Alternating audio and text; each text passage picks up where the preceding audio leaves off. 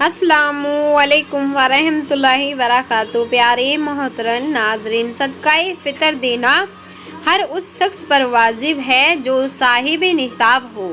फ़ितरे के बारे में लोग मालूम करने लगते हैं कि बाजी फ़ितरा कितना होगा और किसको देना होता है, किन लोगों को देना होता है, कब तक देना होता है। तो आज सारे मसले आप लोगों के क्लियर हो जाएंगे। पहली बात तो ये समझ लीजिए कि सदकाए फ़ित्र 5 चीज़ों से आप दे सकते हैं। नंबर 1 गेहूँ से, नंबर 2 जौ से, नंबर 3 खजूर से, नंबर 4 किशमिश से, नंबर 5 छुआरों से। इन 5 चीज़ों के ज़रिए आप सदका फ़ित्र अदा कर सकते हैं।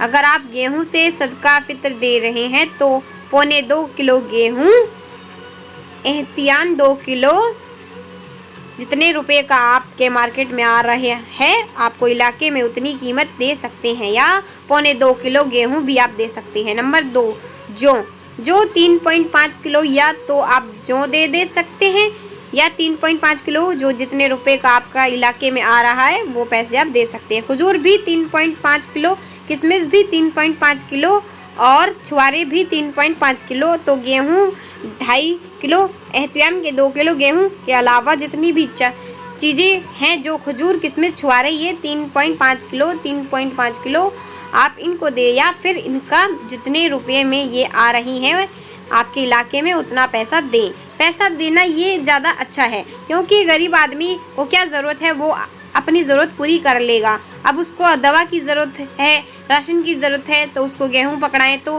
पर हाल पैसा आप दें, ये ज़्यादा अच्छा है। ठीक है, कौन सी रेट से दें? आप अच्छी से अच्छी रेट से दें। बहुत अच्छी बात है, जैसे कि खजूर है तो इनकी रेट्स अलग अलग होती हैं, किशमिश भी है, इसकी रेट्स भी अलग अलग होती हैं। तो आप अल्लाह ने जिस हैसियत से आपको मालिक ने बनाया है, अपनी हैसियत को देखकर आप उस रेट के हिसाब से दे सकते हैं। अब मान लीजिए कि आप करोड़पति हैं, लखपति हैं, आपके लिए 1500 की कोई अहमियत नहीं है, अब आप गेहूं से सदका फ़ित्र निकालें तो ये गलत बात हो जाएगी ना। फिर आप मालदार हैं तो फिर आपको किशमिश या खजूर से सदका फ़ित्र अदा करना चाहिए। ठीक है, तो ये तो हो गया कि सदका फ़ित्र किन चीज़ों से अदा करना चाहिए। दूसरी चीज़, सदका फ़ित्र किस पर वाजिब होता है, तो याद रख लो, जो शख्स साहिब निसाब है, ये यानी जिसके पास इतना पैसा हो जिससे वो साहिब निसाब हो रहा है, उसके ऊपर फ़ितरा वाजिब होगा। यानी साहिब निसाब किसको कहते हैं? 52 तोला चांदी जितने रुपए की मार्केट में आ रही है उतना रुपया अगर आपके पास है तो आपके रुपये फ़ितरा वाजिब होगा, वरना आपके ऊपर फ़ितरा वाजिब नहीं है।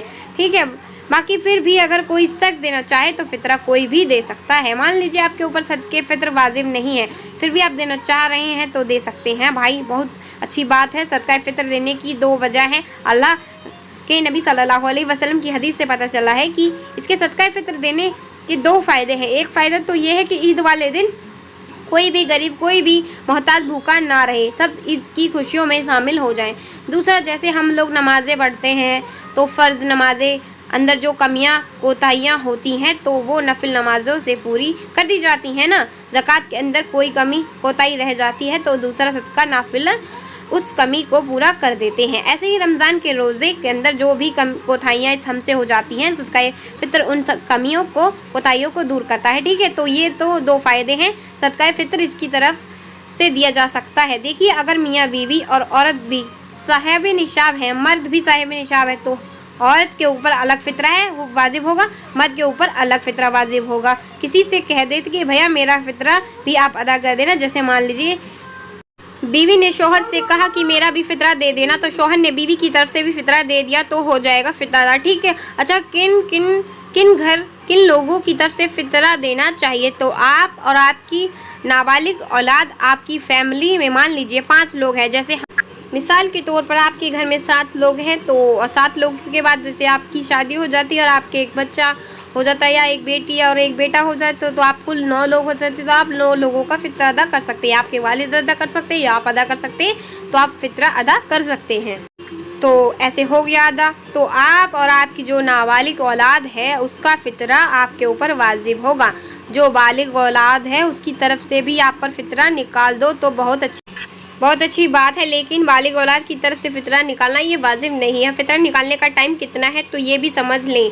बेहतर ये है कि आप ईद से पहले पहले फितरा दे दें, यानी अब जो टाइम शुरू हो रहा है आप इसमें दे सकते हैं। लेकिन बेस्ट टाइम ये है कि आप ईद की नमाज पढ़ यानी ईद से 1-2 दिन पहले आप फितरा दे दें, ताकि आदमी कोई ऐसी जो ज़रूरतमंद चीज़ फैमिली होती है, ज़रूरतमंद फैमिली, वह ईद के दिन कम से कम भूखी ना रहे। ठीक है, ईद के दिन उनके पास खाने को हो। तो फितरा को जो टाइम है बेस्ट वो है ईद के 1-2 दिन पहले, और सबसे बेस्ट टाइम तो ये है कि आप ईद से 1 दिन पहले दे दें, चांद रात को दे दे। और लास्ट टाइम इसका ये है कि ईद की नमाज अदा करने से पहले पहले आप फित्र अदा कर दो। ठीक है, और अगर आप ईद की नमाज पढ़ लिया, आपने फित्र अदा नहीं कर पाए तो भैया बाद में भी दे दो, लेकिन ज़्यादा ताखिर इसमें नहीं होना चाहिए। लेकिन फितरा अगर आपके ऊपर वाजिब है तो आपको फितरा ज़रूर देना चाहिए।